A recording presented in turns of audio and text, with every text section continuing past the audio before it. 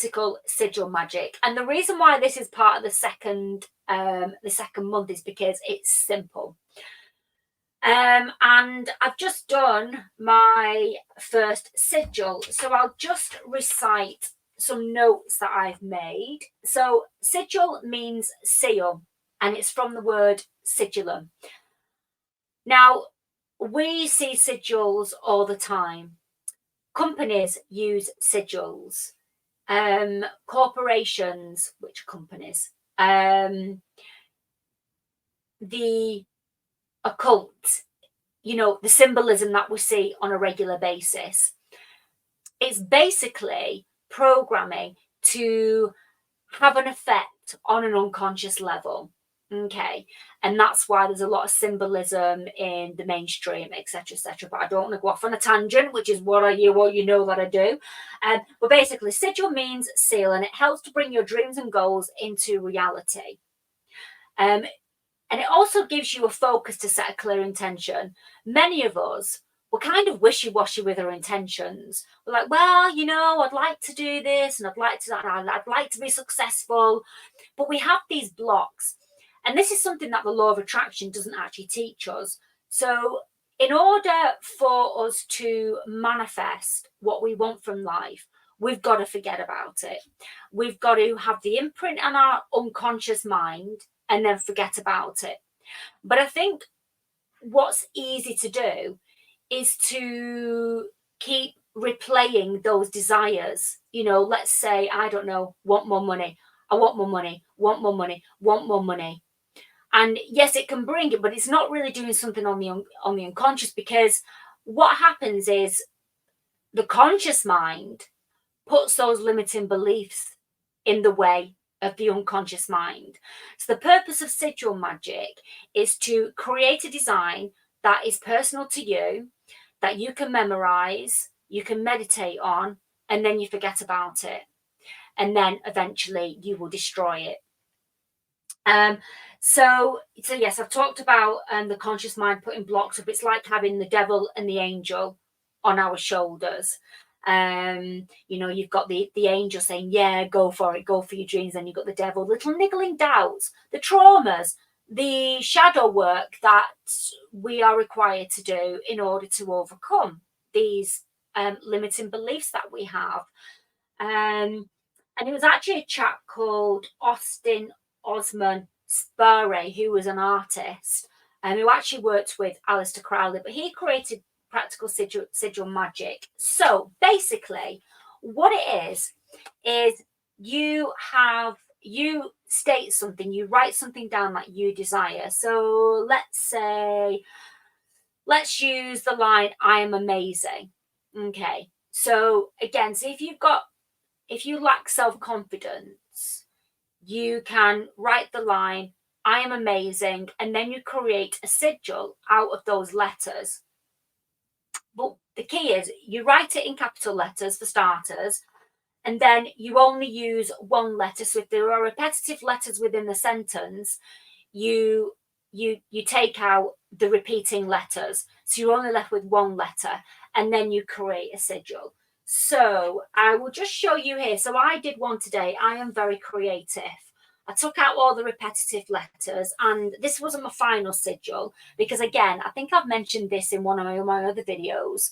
Don't reveal your secrets. Don't reveal your rituals. Don't show your altar. Don't show your sigils if you want them to have power. And it does actually talk about that in this practical sigil magic book, because it can lessen the power. So that was just a little bit. So I did this sigil here. I know it's not very clear, but I've incorporated within that AIMVERYCT. Now, if you've got a particularly long sentence, some people take out the vowels to shorten it, because of course, you know, your sigil could get very messy if you're using loads of letters. So that's what some people do, and that's it, folks. You then have to, that's not it, I lie, I tell lies. I don't really. You then have to activate the sigil. So that can be done through meditation. You want to basically get yourself in a trance-like state and imagine the sigil. So you're basically imprinting it into your unconscious mind. So that can be through meditation, listening to music of your choice, doing a really difficult yoga move, and getting yourself into a state of trance.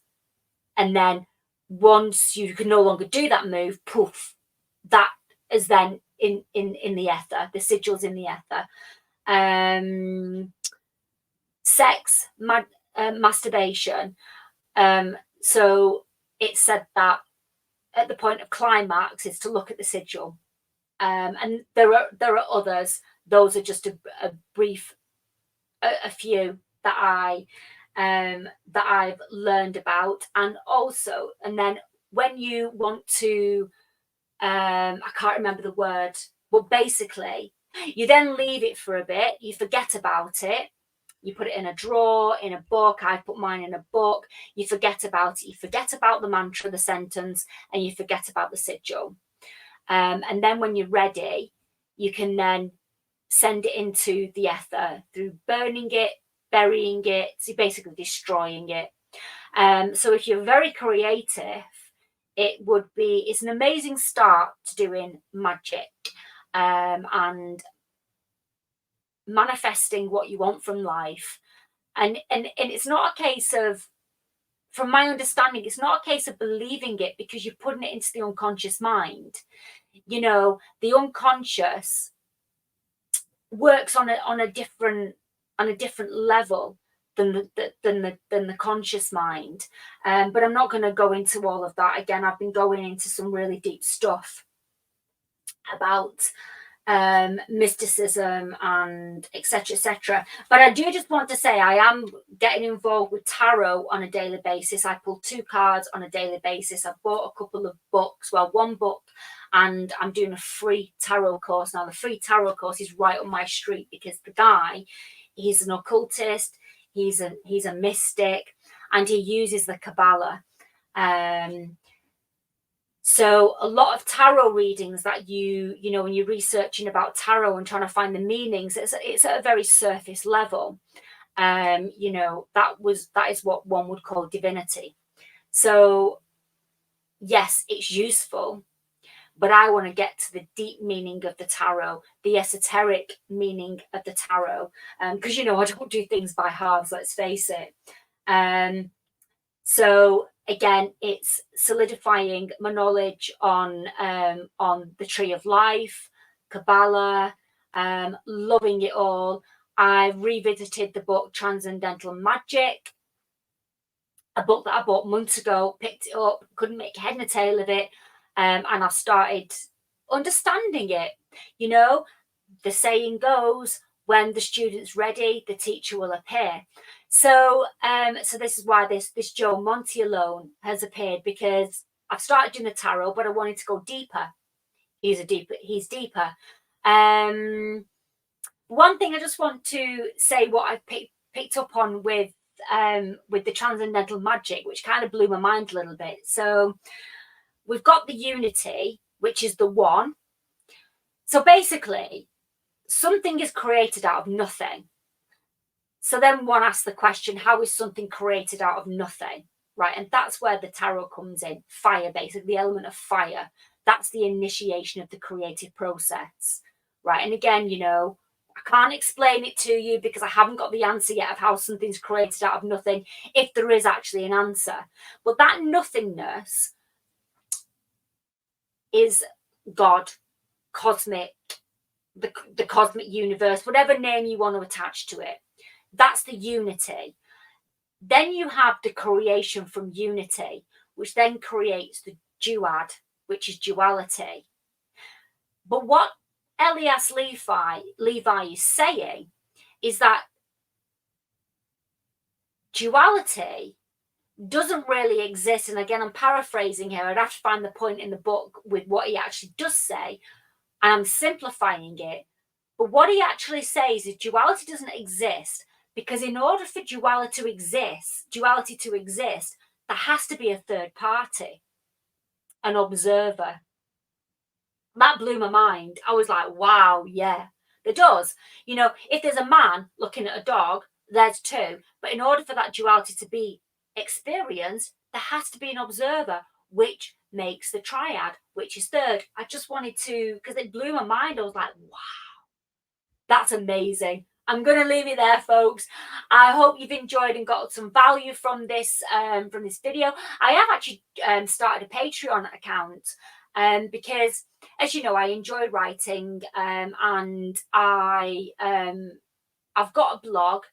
I'm not like with everything, you know, this is going to be a sigil that I do about my motivation and my creativeness and all the things that I want to do, but things block me, things stop me. Like, you know, I wanted to do a video for weeks, but there's been this block, there's been something stopping me, a lack of confidence maybe. You know, what do I talk about? A lack of jadedness as well with all the information that's out there, you know, being bombarded, because I went through a stage of not watching anything. I completely shut down and I'm not watching hardly anything these days anyway. So I didn't want to be part of that. However, this is part of my creative process is sharing what I'm learning and sharing some gnosis and hoping some people gain from what I'm learning, because there's always somebody before us, but there's always somebody behind us as well. And because I'm at the very beginning of a journey, we're always at a beginning of a journey. Like as an example, I got chatting to a guy today at the gym and I was reading my Sigil book and he asked what I was reading and I told him, and it opened up a conversation because he got it. He didn't get it to the depth that I've understood at my level, but he was taken on board and he was like, I've really enjoyed this conversation. You've really opened my mind. So yeah, so there's always somebody behind us. So yeah, basically what I'm saying is the reason why I hadn't done any videos is because I felt, what am I offering to a community?